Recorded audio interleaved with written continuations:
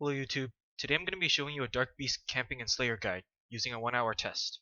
The requirements to kill these are 90 slayer, and you need Morning's End Part 2 complete if you want to use this location. The best location for efficiently killing Dark Beasts is the Temple of Light on the eastmost section. You can get there by using the Mask of Gloom teleport from Treasure Hunter instantly, or the Temple of Light option from Crystal Teleport Seed, then run all the way east and north. It doesn't really matter what combat style you use here, but I personally mage these. Subjugation works just fine, and Slayer Helmet if you're on task. Amulet of Zealots, as I pointed out in my previous Slayer guides, offers an 18% damage with Leech Magic Strength, compared to 10% to Torment. I also use Collector's Insignia, which acts as a Ring of Wealth in the pocket slot. The aura I use is Vampirism, so in my inventory setup I use Supreme Overloads with Weapon Poison++. I use a Pack Yak here mainly for inventory space. Even though people normally suggest using a Steel Titan, it should only be used here if you're not looting at all. Spring Cleaner is used to clean the rune armor drops. Bone Crusher can crush the big bones from the Dark Beasts, so be sure to swap out Demon Horn Necklace to restore prayer. These creatures also drop a lot of seeds, so prepare to use Seed Aside.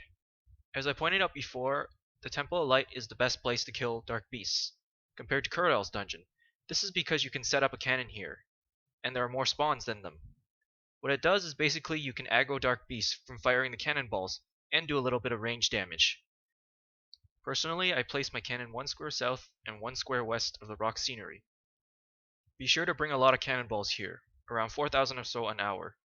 I would suggest using at least a Royale cannon upgrade, as it stores 90 cannonballs. That way you don't have to manually load often. However, it's not such a big deal here. Also, because you're going to aggro a lot of Dark Beasts, you must use Protect from Magic, otherwise you're going to get pwned. You may think that Protect from Magic only protects 50% damage, but it actually protects almost all of it. You barely notice any damage you take. That's why your best healing source is Vampirism Aura, and Enhanced Excalibur. For abilities, you want to put Chain on the first slot to aggro some Dark Beasts as well. Having Corruption Blast is really useful due to its overall damage and spread. I tend to prioritize the strongest basic abilities first. I would suggest standing near the cannon, so that way you can reload it. Use Threshold abilities when you hit a new Dark Beast spawn, so you can almost one-hit KO them. Also, save Adrenaline for Sunshine. I found something neat when it comes to using Rack. It was recently buffed so that it would deal 188% damage on a stunned or binded target. Although it's not very necessary to take advantage of this ability, it still adds a slight DPS. Just use this after Asphyxiate or Deep Impact to finish off a Dark Beast.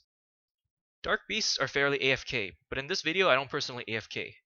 Remember that every 20 minutes you let this cannon stand and fire, you must pick up the cannon and set it back up again, otherwise it'll decay. But don't panic if it does, because you can reclaim it from Melodian, located south of Ice Mountain, which was where you started and finished the Dwarf Cannon quest. It's just inconvenient, however, to run back and forth. The drops here are pretty decent. You can expect a lot of blue charms per hour, and a fair amount of crimson charms as well. The profit source mainly comes from the coin piles and the rare drop table. Sirenic scales occasionally drop as well. Dark bows should drop once every hour based on this kill rate. While most kills aren't within area looting distance, the drops are not too far spread out either. I would say try to loot a pile of drops every 2 minutes or so. They're often clustered drops, since Dark Beasts rarely move as you attack them. You don't really need to loot absolutely everything. I don't even bother running to corners of this area, especially if there's hardly any drop. So in this video, I got around 525k Mage experience per hour and 177k range experience, which was from the cannon. So really, this is around 700k combat experience per hour. I don't know about ranging these, but I would assume it's roughly the same. I'll try to do a ranged version of this guide later on. I also got 49k farming experience from Seed Aside. The profit I made was a whopping 7 mil. I was extremely lucky with high RDT rolls and Sirenic scales. But without these drops, I would say I averaged 4.5 mil this hour. Overall, it is a very amazing task, as Morven tends to assign these very frequently in heavy quantities. Also, I haven't been able to test this without a cannon for a full hour, but it appears to be slightly less, probably around 70 kills per overload dose. So yeah, thanks for watching and I hope it helps. If I missed anything, feel free to ask.